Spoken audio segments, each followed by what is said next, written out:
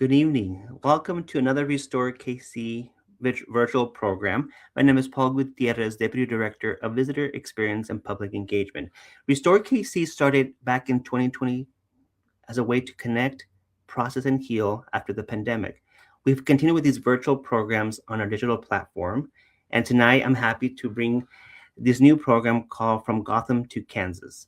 I would like to introduce to you our panel of speakers. First, Mitchell. Also, Lieutenant Colonel Rory O'Connor, Colonel Jon Godwin, and momentarily we're waiting for Lieutenant Colonel Charlie Goetz. Oh, there he is. There it is. Good evening. Can you hear us? I can. Can you hear me? Yep, perfect. Well, thank you all so much for coming. I'm going to start with having Mitchell do a quick introduction of who he is and how we came to this point. Mitchell? All right. So thank you, Paul. Thank you, Museum of Kansas City, for having us. Really appreciate all this. My name is Mitchell Kaufman. I'm a New York City-based artist. I've been here for 17 years. For the last 11 years of my artistic journey, I have been on a mission to paint a collection of paintings that are inspired by SOF service members and their deployment stories. My goal with this project is to humanize their experiences. In addition to the service members, I've also worked with members of the FDNY and first responders. So, like I said, it's been an 11-year journey so far, and I am currently working on the last piece right now. And the guys that are joining me on this panel tonight are subject matters in the piece. All right. Thank you, Mitchell. Lieutenant Colonel Rory, tell us about yourself and a quick introduction. Hey, good evening, everyone. I hope you guys can all hear me. So, Rory O'Connor, I'm a retired lieutenant colonel, and I know Mitch, John, and Charlie. Grew up around them when we all lived in Orlando. We went to rival high schools and wrestled against each other, and then later on, all joined the military, kind of reconnected, which is great. Since you guys have been my friends for quite some time. A little bit about myself. So after graduating high school, went off and joined the Marine Corps after college, before eventually transferring over to the Army, where I served in Special Forces for 15 years. I retired in 2024, so a couple of years now, and settled down in Tampa, Florida with my family. Really glad to be here with everybody. Thank you so much, Colonel Jon Godwin. No, that's fine. Good, everybody. I'm Lieutenant Colonel Jon Godwin. As previously stated, we've been competitors and teammates, since we were in high school. We had a lot of great memories there. I think Rory forgot to mention that he and I actually ended up at NC State together. He was with the Marine Corps program at the time, and I was with the Army program, so we have that other additional overlap since then. I've been in the Army for 22 and a half years with 3 deployments to Iraq, overseas assignments in Korea, Germany, Israel, and response force in Haiti and Italy. so I've been a little bit everywhere, and I was just actually recently out at Fort Leavenworth, Kansas, so just up the road from y'all, teaching at the Command and General Staff College. And I am currently the headquarters battalion commander at Fort Jackson, South Carolina. Perfect. Thank you so much. And Lieutenant Colonel Charlie Goetz. Hey, I'm Colonel Charles Goetz. I'm super happy to be here. John and I met in Oviedo and quickly became fast friends based on how hard he could wrestle, which was fantastic. It was the link that brought us together, and it's kept us together. And now, our families are intimately intertwined. His sister is the godparents to my oldest daughter, and we see each other all the time. I couldn't be happier to be a part of the project. When I graduated, I almost followed John to NC State, but I ended up getting into the Air Force Academy, wrestled there for a year, and joined the skydiving team, where I graduated, went to pilot training, flew B-52s for 5 years, and then B-2 stealth bombers for 6. Then I went to a slew of schools and ended up with a PhD in nuclear deterrence, and then taught at the Air Force Academy for a while before coming to this current assignment, where I'm stationed with at the Pentagon, where I'm in the parking lot right now, coming out of work at 19:30. But running to make the call, I'm stationed here on the Secretary of War staff, helping build and buy the next stealth bomber, the B-21. Perfect. And how's your connection to Kansas? Third grade through sophomore year? Yeah, so my dad started there and taught at the Army War College at Fort Leavenworth at CGSC when I was going into third grade. And then we moved downtown to Lansing, and I stayed there all the way through my sophomore year of high school. He retired there, and we built a home and a life there before moving to Oviedo, where I met the team, John and Rory and everybody. Perfect. Thank you so much for sharing. This question is for Mitchell. Mitchell, how did you first meet these three fine gentlemen?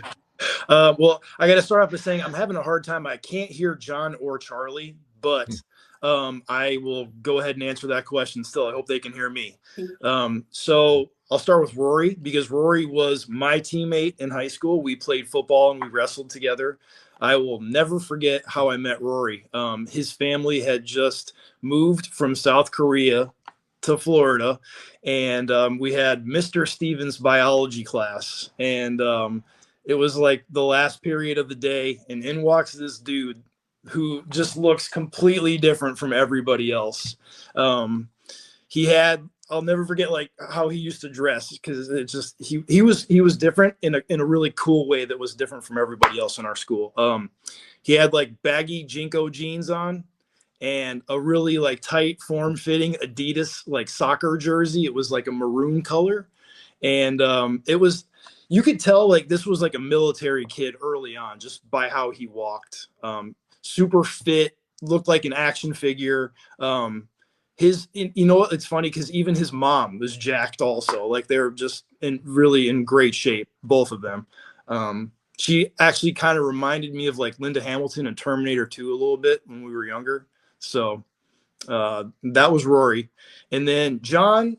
So John and Charlie, because I couldn't hear them. I'm sorry if I repeat anything here. They were rivals, and anybody that wrestled in Central Florida at the end of like the 90s, I'm dating myself here and all of us, I guess, knew John. John was a fantastic wrestler. In Central Florida, there were a lot of good wrestlers, but there were a couple guys that stood out. John was one of them. And then this guy that wrestled on our team, Chris Campbell, was another name. So in the summertime, we would have like freestyle wrestling that we would have practices at John and Charlie's high school. So we would go there in the summer and do those freestyle practices. And that was like the first time I really met John, because early on he was pretty much leading those practices. So just a good guy, a good dude all around. And then Charlie, for me, Charlie's like not a question mark, but my senior year, I would have wrestled Charlie. We were in the same weight class, but I got sick and I missed a little bit over a month of school. So when we were supposed to have wrestled each other, I was not in school. So I had heard all the stories about Charlie, like leading up to my senior year. This guy that had just moved from Kansas, he was going to Oviedo. He was John's teammate. This was like another badass guy that they were adding to their roster. And yeah, I never got a chance to talk to him. I saw him wrestle a couple of times, but when I started this painting, and I had the opportunity to, get all the imagery from all these guys, and I reconnected with John. He was like, "You do want me to, introduce you to Charlie? Maybe he would contribute to this." And I was like, "Sorry, but like, holy shit! Like, this is amazing! Like, all these years later, I get to finally talk to this dude, and it's going to be a part of the last piece in this collection of work." So the opportunity is amazing, and yeah, that was the background of how we all kind of met each other. Great, thank you. Yeah. This question is for you three, Rory, John, and Charlie. What was your first reaction when Mitchell approached you with this idea or concept? Starting with Rory. I thought he was joking, to be honest. I was like, yeah, right, come on. And then I felt a little bad for Mitch, I was like, man, I can't believe he's asked everyone else and they all told him no. So he's finally down to me. So I was like, hey, I guess I can help you out.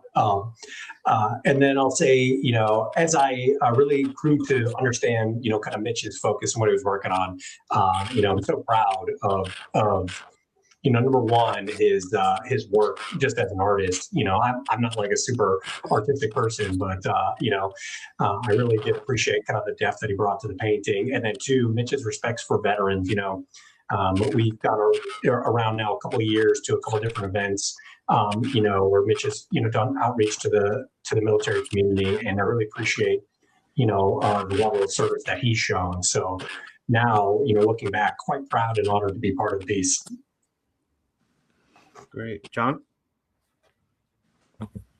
Honestly, I was completely shocked. I've seen, you know, Mitch's work over the years and his subject matter expert out there. I couldn't help but be humbled and honored, because knowing his previous subjects and knowing how many other, I feel like, men and women out there who have done so much more than I have done in my career, it was absolutely humbling that Mitchell wanted to include me in this project. And I was thrilled and honored, and, you know, really appreciated that he thought of me. Of all the people he could reach out to, the fact that I came to mind, it was truly just absolutely humbling, and really appreciative of the honor and opportunity.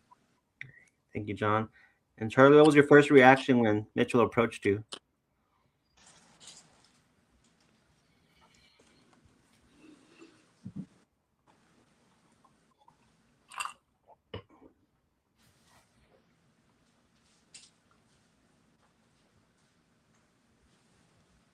All right, Charlie lost audio. He'll be dialing back in, so we'll come back to Charlie. Back to the image that you chose, Rory and John. Why did you choose that specific image for Mitch to use? So Mitch asked me, like, hey, do you got any memories? You know, so I went back and kind of, you know, found what photos I could. I mean, I have a ton of stories and memories, but what I don't have a lot of is photos.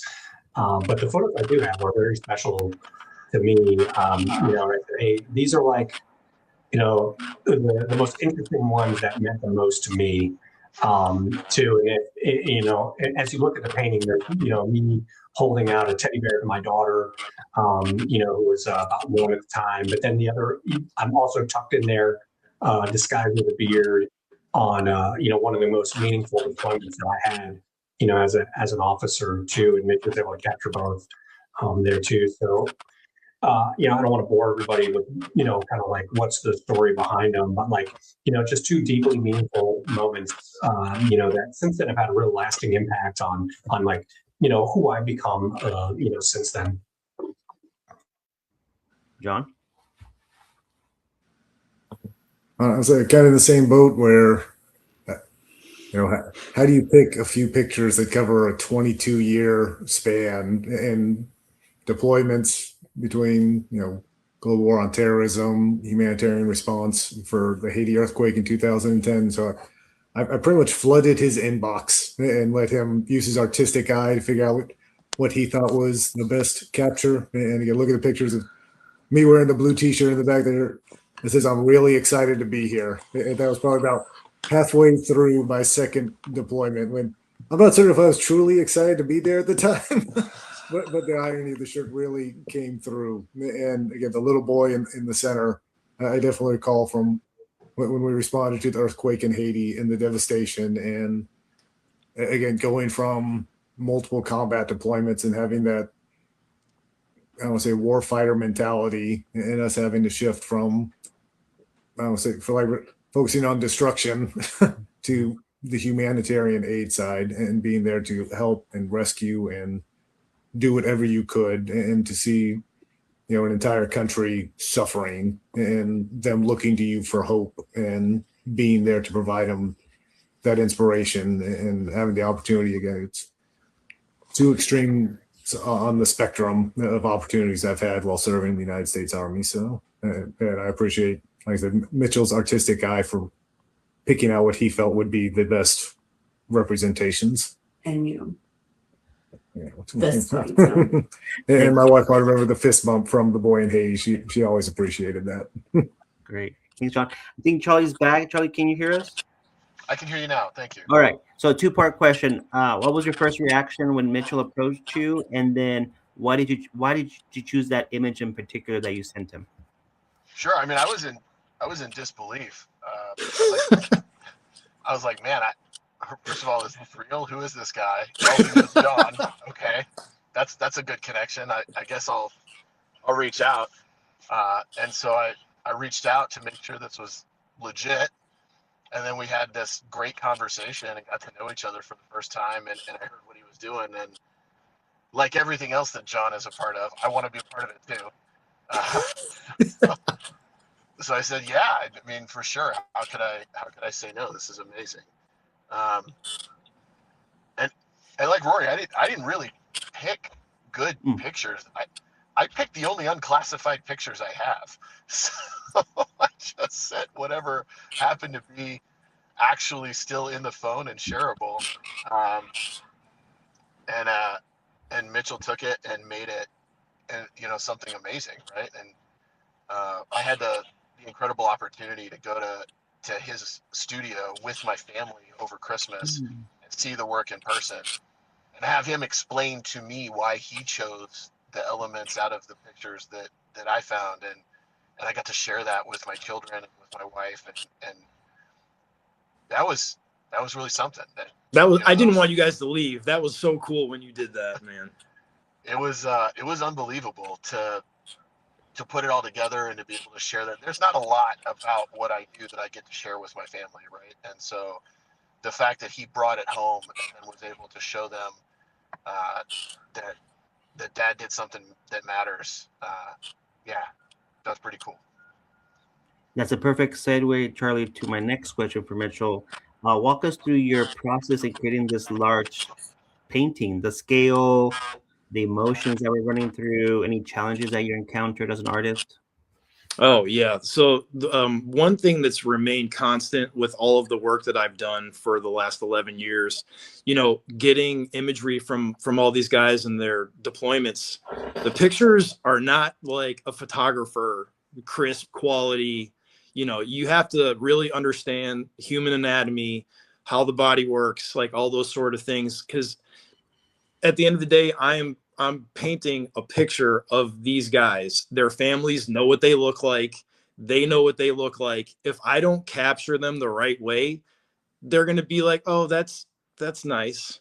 And my goal is never to just be like a photorealistic painter, because to me, like it's boring. But there are elements of everybody that I'm trying to capture, and you have to understand what they look like in order to do that. And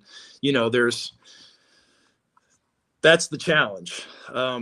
When there's parts of pictures that are incomplete, or they're blurry, or they're fuzzy, or whatever it is, I have to know like what it is. So that's the tough part. The scale.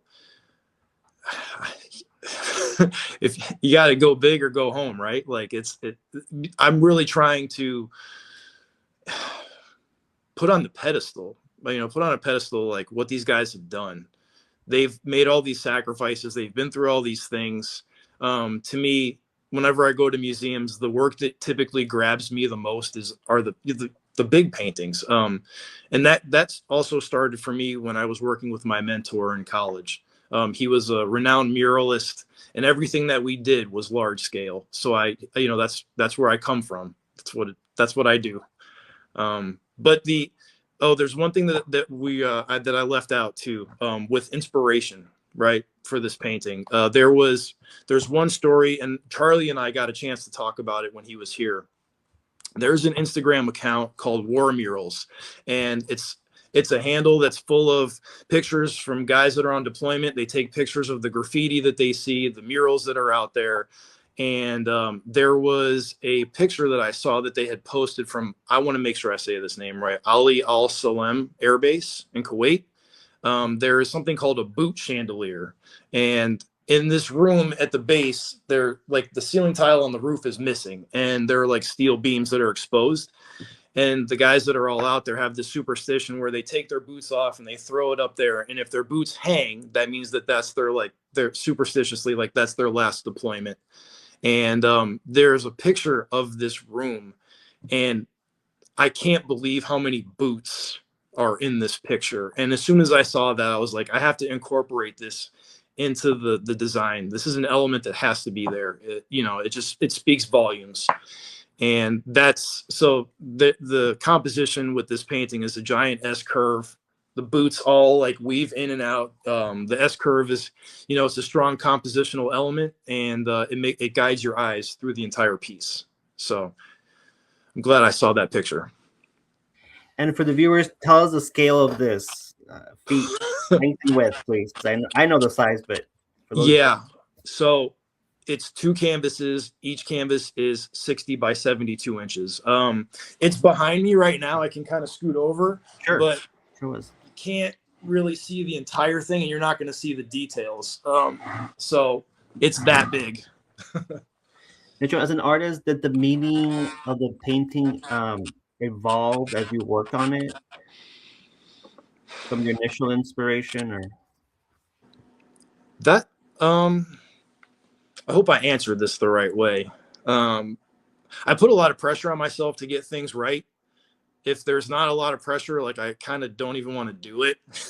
And knowing these 3 guys and the things that they've accomplished, and just the way that they conduct themselves, like they're going to get things right. And I put that extra pressure on myself, and I don't want to ever, like, not do a good job of representing them as well. So I know their families are going to see it. My family is going to see it.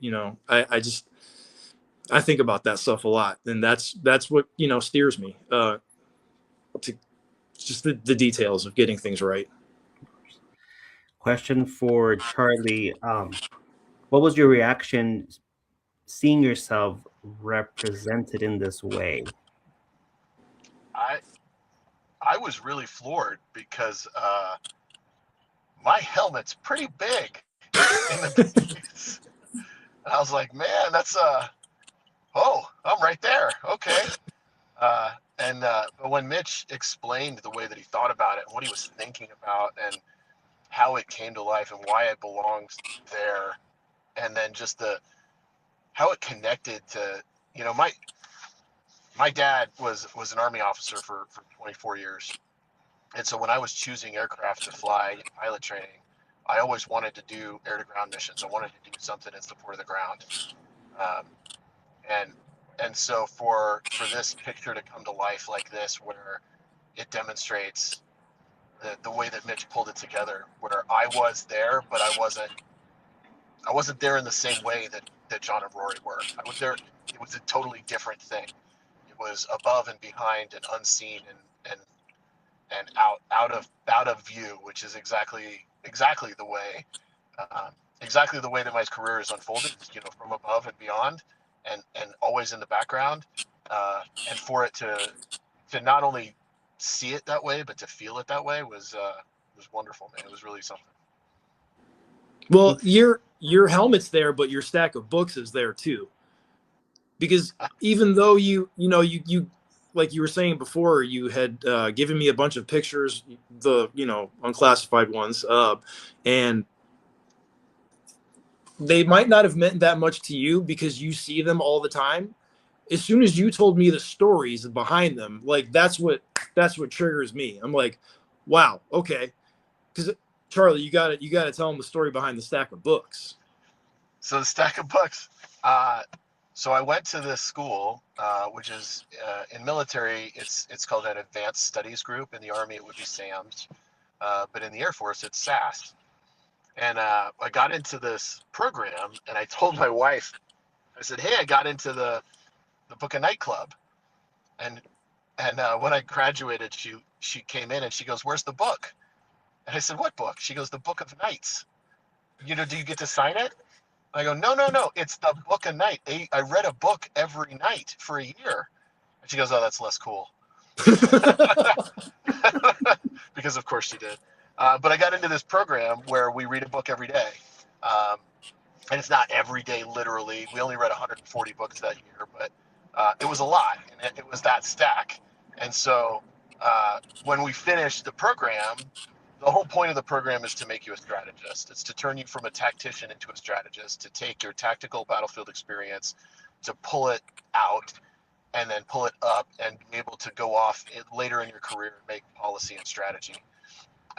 And so they need to expose you to a ton of different ideas really fast and help you to synthesize those ideas really quickly, because you're going to need to be able to do that later, where you take a bunch of information, you compress it down, you analyze it quickly, you turn it into something actionable, and then you get it back out to the field as fast as possible. And so we take this picture with our kids of this giant stack of books. It's kind of just a cheeky, fun thing to look at the work that you did that year, but also as a reminder of, no, you have a job to do now. Like, all of that knowledge is meant to go back out into the force and do something that matters, because they're counting on you to get that right. And it's funny too that you say that, because I took that approach with everybody's stuff, and I tried my best to like capture best like what I knew about their personalities. Because within our wrestling team, we had like this, I don't want to say a joke, but this thing we always used to say about Jon, like, there's this quality that he had where he was like, when you wrestled Jon, he was going to kick your ass really quick, pin you, but he was going to help you up and shake your hand because he was like the nicest guy ever. So I tried my best to like capture, the picture that showed his personality the best. And if I didn't paint Jon smiling, I felt like I would be doing him a disservice. So it's, there's a picture of him with that shirt on that he's wearing. And then there's also a picture of a boy that he met that was wearing the Batman t-shirt, because that was his nickname in high school. And I'm like, he sent me that picture, and immediately I was like, this is it. Like, I couldn't have asked for a better setup ever. And then with Rory, just catching him with his daughter, like those moments like that, they tell the whole story. What kind of guy. Trying to get my kids to like me. And to Rory, what was your reaction seeing yourself and the way Mitchell represented you? Oh, again, I really appreciate the artistic look. High school, little strategy behind that, and we kind of embrace it. And never give anyone any more reason to beat you than they already have. So, again, it is. I think everyone can relate who's ever played a sport how hard it is emotionally, physically, and for wrestling, especially when you go out there and it's all on you. There isn't, you can't blame anybody else for anything that goes wrong out there. And so that great pride you take on what you accomplish, and also that mutual respect you have for everybody else who goes out there and plays that sport, because if you do any sport long enough, you're going to lose a few matches. And to this day, I still remember probably more details of every match I ever lost versus the details of the ones that I won. And, looking at the pictures, and again, working with Mitchell on this, to look back on some of those memories and not knowing which one was going to inspire him. And again, thinking back to the time in Haiti and the amount of, like I said, families that just lost literally everything.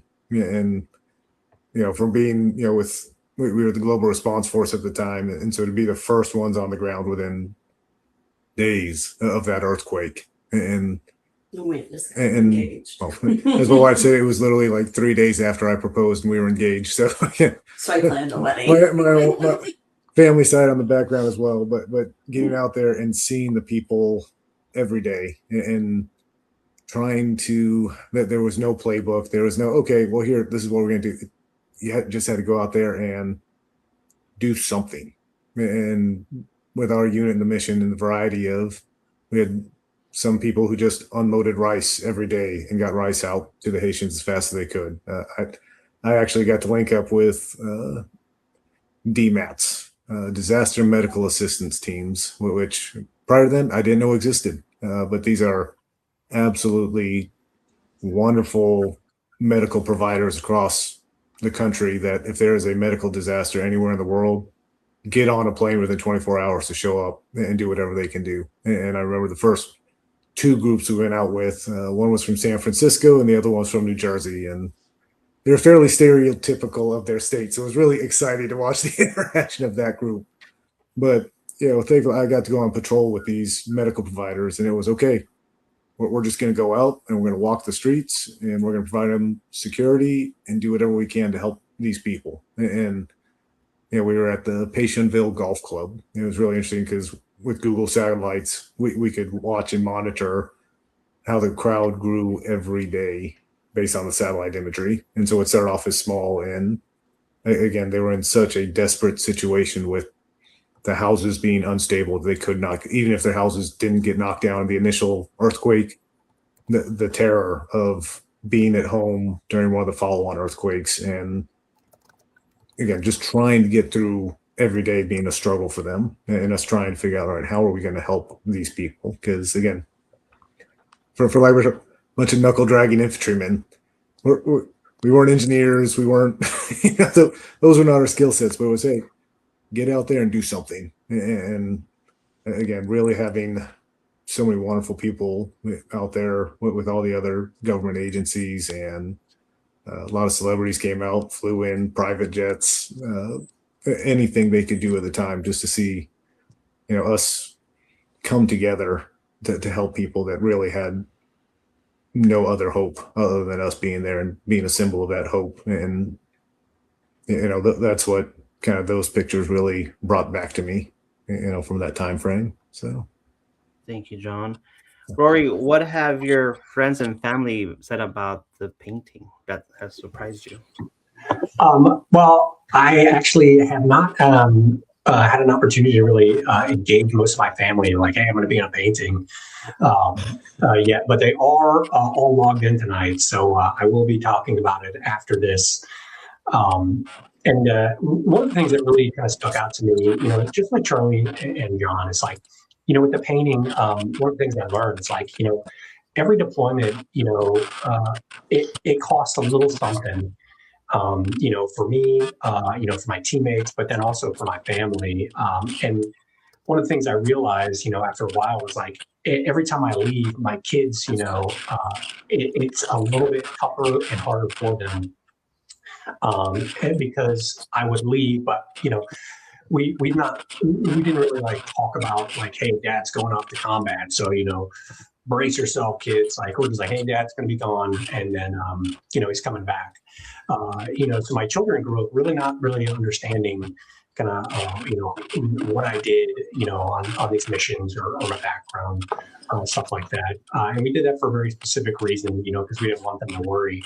But what I'm hopeful for one day is we can use things like this painting, go look at it and make them like, Dad, what was it like, and finally have a good frame of reference to kind of discuss those things and share kind of what happened, and the lessons I learned, and things that I brought back with me there too. So I kind of look forward to it, to be honest. Good, thanks, Rory.